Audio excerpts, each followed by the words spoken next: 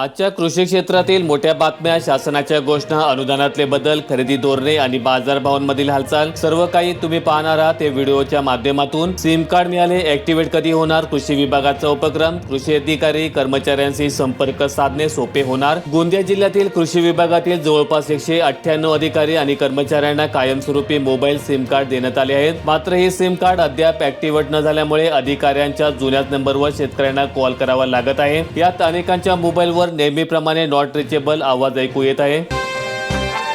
कोपरना तालुक्यातील 52 गावांचे Google location चुकीचे, शोधकर्त्यांची पंचायत, मार्गही चुकीचा दाखवत आहेत। गुगल सर्च इंजिनवर कोपरना तालुक्यातील 52हून अधिक गावांचे लोकेशन चुकीचे दर्शवले जात आहे। त्यामुळे गुगलच्या आधारावरून माहिती घेणाऱ्यांना चुकीची माहिती मिळत असल्याचा प्रकार समोर आलेला आहे। गोंदिया जिल्ह्यात अतिवृष्टीग्रस्तांना मिळणार शासनाची तुटपुंजी मदत, याद्या पोर्टलवर अपलोड करण्याचे काम सुरू। शासनाने मदत जाहीर केली, पण प्रत्यक्षात नुकसानीच्या तुलनेत अल्पशी मदत शेतकऱ्यांच्या माती मारण्याचा प्रयत्न केला जात आहे।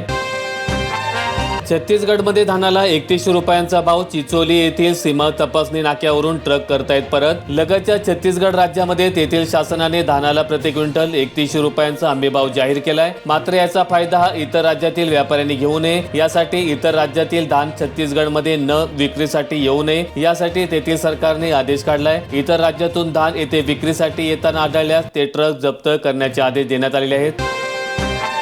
उन्हाळ कांद्याची आवक आली शून्यावर, लासलगाव बाजार समितीत लाल कांद्याचा हंगाम वेगात। लासलगाव कृषी उत्पन्न बाजार समितीत उन्हाळ कांद्याचा हंगाम पूर्णतः संपुष्टात आलाय। गेल्या 2 ते 3 दिवसांपासून बाजार समितीत उन्हाळ कांद्याची एकही आवक झालेली नाही। या उलट लाल कांद्याची आवक मात्र झपाट्याने वाढू लागली असून बाजारभावामध्ये चढ उतार दिसून येत आहे। 823 लाल कांद्याची वाहने लासलगाव बाजार समितीमध्ये दाखल झालीत। 10 वर्षांची गाडी समजणार जुनी, फिटनेस फी वाढवली। केंद्रीय मोटर वाहन नियमांमध्ये सुधारणा, वाहनांच्या फिटनेस चाचणीसाठी पूर्वीची 15 वर्षांची मर्यादा आता 10 वर्षांपर्यंत कमी करण्यात आलेली आहे। बेकायदा वाहनासाठी आज 100 रुपये, दुचाकीसाठी शुल्क 2000 रुपये आकारण्यात येणार आहे। 3 चाकीसाठी 5000 रुपये तर हलक्या मोटर वाहनांसाठी 10000 रुपये शुल्क आकारण्यात येणार आहे। नाशिक जिल्ह्यात 21 पैकी 5 केंद्रांवरच प्रत्यक्ष मका खरेदीचा सावळा गोंधळ, केवळ नोंदणीचे सोपस्कार पूर्ण करण्याबरोबर।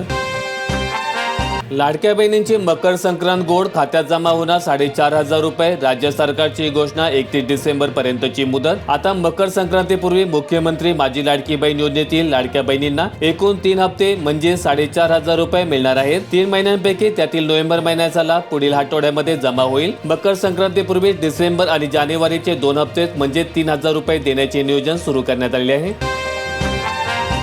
पुणे जिल्ह्यामध्ये हमीभावाने मका खरेदीला वेग येईना, खुल्या बाजारात दर 30% कमी। राज्यात 15 जिल्ह्यांमध्ये खरेदी केंद्रांना मंजुरी मिळाली असली तरी देखील केवळ 3 जिल्ह्यांमध्ये प्रत्यक्ष खरेदी सुरू आहे। आतापर्यंत फक्त 626 टन मका खरेदी झालेला आहे।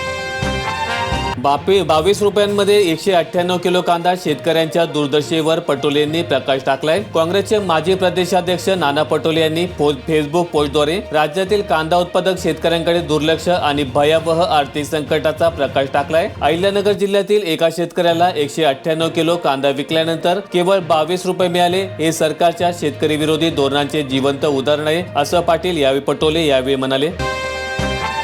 कडाक्याच्या थंडीने आंबा, काजू कलमे मोहरली, मोहराचे प्रमाण भरघोस असल्यामुळे बागायतदारांमधून समाधान व्यक्त। लाखांदूर तालुक्यात धान विकण्यासाठी केंद्रावर रांगा, बळीराजा चक्रव्यूहात खरेदी मर्यादा तुटपुंजी, सरकारी धोरणांवर प्रश्नचिन्ह कायम। धान खरेदीच्या गोंधळासोबतच जुन्या पेमेंटचा प्रश्न अधिक गंभीर झालाय। मागील उन्हाळी हंगामात खरेदी केलेल्या धानाचे कोट्यवधी रुपयांचे पेमेंट आजही अनेक शेतकऱ्यांच्या खात्यावर जमा झालेले नाही। केंद्रीय सशस्त्र पोलीस दलात नोकरीची सुवर्ण संधी, 25487 जागांसाठी भरती सुरू। 31 डिसेंबर अर्ज करण्याची शेवटची तारीख। नंदुरबार जिल्ह्यात 52,000 शेतकऱ्यांचे खाते NPA, 800 कोटींचे अकृषक कर्ज थकीत। नंदुरबार जिल्ह्यातील 78,000 खात्यांचा यामध्ये समावेश। सातपुड्यात बगर काढणीला वेग, राज्यातील सर्वाधिक उत्पादनाचे केंद्र म्हणून ओळख कायम। रेशन कार्ड लाभार्थी धारकांनो सावधान, 31 डिसेंबर नंतर धान्य मिळणे बंद होणार। सरकारच्या निर्देशानुसार आता रेशन कार्डची पडताळणी प्रत्यक्ष ठिकाणी जाऊन पडताळणी केली जाणार आहे। संशयास्पद, चुकीच्या किंवा नियमबाह्य आढळणाऱ्या नोंदी थेट संगणक प्रणालीतून वगळल्या जातील। जालना जिल्ह्यात सोयाबीनची आवक जोरात, अपेक्षित भावाची प्रतीक्षा कायम. जालन्यामध्ये मोंढ्यात दररोज 4 ते 5 हजार क्विंटलची आवक. थंडीचा फटका, दूध उत्पादक संकटात. काही दिवसांपासून 20 ते 25% दररोज घट. पशुखाद्यावर खर्च जास्त, उत्पन्न मात्र कमी. वर्धा जिल्ह्यात ई-केवायसीला 15,330 शेतकऱ्यांची पाठ. भरपाईचे 13.31 कोटी थांबले. 85.38% रक्कम शेतकऱ्यांच्या खात्यामध्ये जमा. पशुवैद्यकीय दवाखाना कर्मचाऱ्यांअभावी आजारी. भोकरदन तालुक्यातील चित्र, जनावरांना उपचार मिळेनात. कन्नड तालुक्यात 9 मका खरेदी केंद्रांवर फक्त 1207 शेतकऱ्यांची नोंदणी.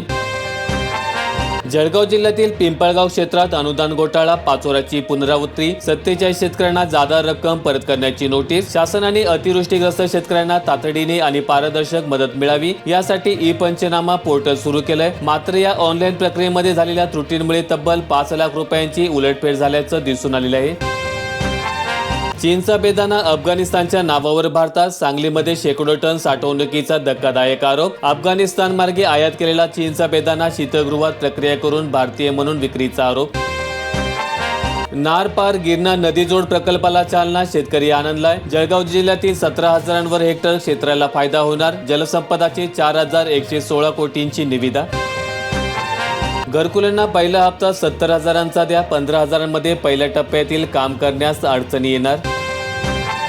संक्रांतीच्या तोंडावर तिळाचे भाव गगनाला. अवकाळी पावसामुळे उत्पादनामध्ये 90% घट. बाजारामध्ये तुटवडा.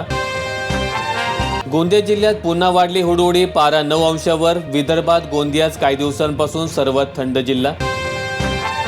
बासमती तांदळाचे दर तेजीत. आंबेमोहोर तांदळाचे भाव सर्वसामान्यांच्या आवाक्याबाहेर. खराब धान्याचे प्रमाण वाढले. आयुष्यमान कार्डसाठी रेशन मिळण्याची अट जाचक. 5 लाख रुपयांपर्यंतची मोफत उपचार मिळतात. अनेकांकडे वैद्य रेशन कार्ड असून देखील तांत्रिक अडचणी, अपूर्ण माहिती आणि नावातील तफावत किंवा ऑनलाईन प्रणालीमधील त्रुटी यामुळे आयुष्यमान कार्ड काढता येत नाही. परिणामी पात्र असून देखील अनेक कुटुंबे या महत्वाकांक्षी योजनेपासून वंचित राहत आहेत. गारठा कायम राहण्याचा अंदाज. आता राज्याच्या किमान तापमानात चढ उतार होत. गारठा कायम राहण्याचा हवामान विभागाने अंदाज वर्तवलेला आहे. वर्धा जिल्ह्यात अतिवृष्टीचे 178 कोटी झाले शेतकऱ्यांच्या खात्यात जमा. शेतकऱ्यांना दिलासा. अजून देखील अनेक शेतकऱ्यांची ई-केवायसी प्रलंबित. प्रशासकीय दिरंगाईचा. अर्धापूर तालुक्यात रब्बी हंगामाला फटका. इसापूर धरणाचे पाणी पोहोचले, पण मुहूर्त मात्र नूतन वर्षात होण्याची शक्यता. रब्बीचे नियोजन बिघडले. तण आणि कीटकनाशक 30% महागले. एकरी उत्पादन खर्च 25 ते 30 हजारांच्या घरात वाढले. बीड जिल्ह्यात अतिवृष्टीचा तडाखा. जिल्ह्यामध्ये कांदा चाळ उभारणीची कामे रेंगाळली. ग्रामीण भागात आता मिशन मोडवर कामे झाली सुरू. मंजूर लाभार्थ्यांना काम पूर्ण करणे गरजेचे. 410 शेतकरी लाभार्थ्यांपैकी केवळ 8 जणांनी काम पूर्ण केले. आता ग्रामीण भागात मिशन मोडवर कामे सुरू झाली आहेत. प्रकल्पग्रस्तांसाठी होणार स्वतंत्र महामंडळ स्थापन. भूसंपादनात बाधित होणाऱ्या प्रकल्पग्रस्तांना शासनाच्या विविध योजनांचे फायदे मिळवून देण्यासाठी स्वतंत्र महामंडळ स्थापन करण्याचा निर्णय घेण्याच्या हालचाली शासनाच्या पातळीवर सुरू आहेत. व्हिडिओ आवडला असेल तर लाईक ठोका, शेअर करा आणि अशा दैनंदिन शेतकरी बातम्या अपडेट्स मिळवण्यासाठी सबस्क्राईब करून बेल आयकॉनचं बटन दाबा.